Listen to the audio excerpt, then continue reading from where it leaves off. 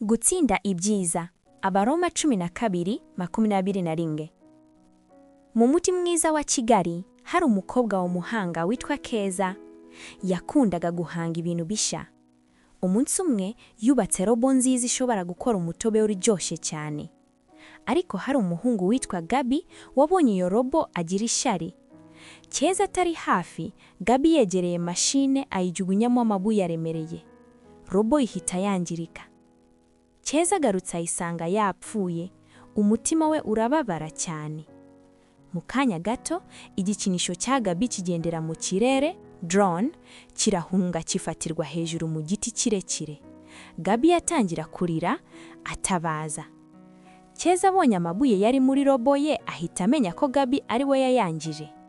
Ariko yibuka inyigisho za Yesu zimwigisha kugira ineza n'urukundo niyo umuntu agukoshereje.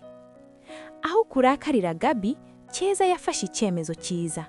Yakoresheje ukuboko karerure kwa robo ye, nubwo yari yangiritse, akuramo drone ya Gabi arayimuha. Gabi yaratungurwa cyane, ahita avuga ati mbabarira Keza.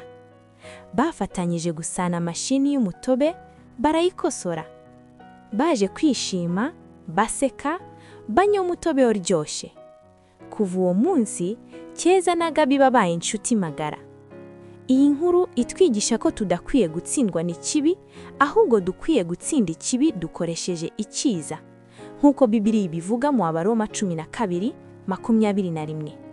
Iyo dukurikije Yesu, ineza yacu ishobora guhindura imitima n'isi yose.